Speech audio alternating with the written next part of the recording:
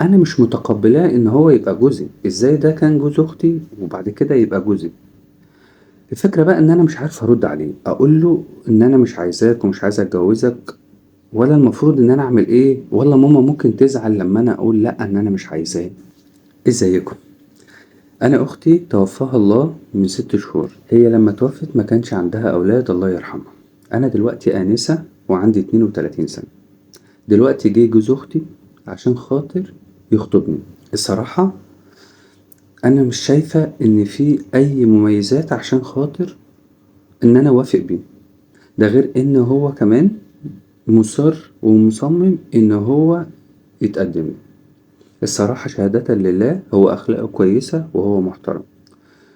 أختي ما كانش عندها أولاد الله يرحمها، ولما جوزها عرف الموضوع دوت قال الحمد لله ده قدري ونصيبي، وأنا ما عنديش أي مشكلة، ومرضيش خالص يتجوز عليها.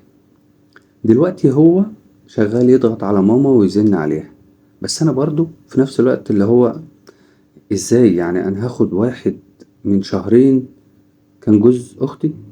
مش متقبلة الموضوع، ولكن أنا مش عارفة أتصرف إزاي. القصة بقى كمان إن هو شغال يبعتلي على طول في رسايل ومش عارفة أرد عليه. أنا عندي والدي متوفي وعندي أخويا الصغير، ولكن هو ملوش دعوة بالموضوع ده. الفكرة بقى إن ماما شغالة تضغط عليا عشان خاطر سن كبر زي ما انتوا عارفين، وبتقولي الراجل كويس، بس أنا مش متقبلاه إن هو يبقى جوزي. إزاي ده كان جوز أختي وبعد كده يبقى جوزي؟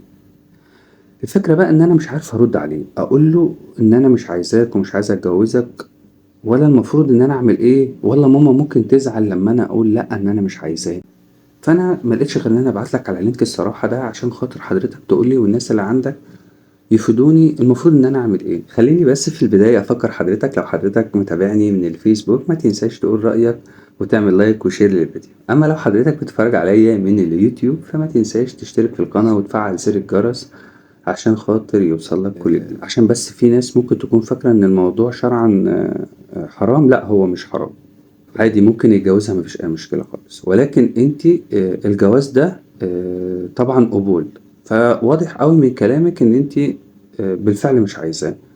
فخلاص طالما انتي مش عايزاه الموضوع منتهي، وخدي اللي انت عايزاه بغض النظر عن مامتك شايفة ان انتي سنك كبر او مكبرش. نصيبك هيجيلك لحد عندك.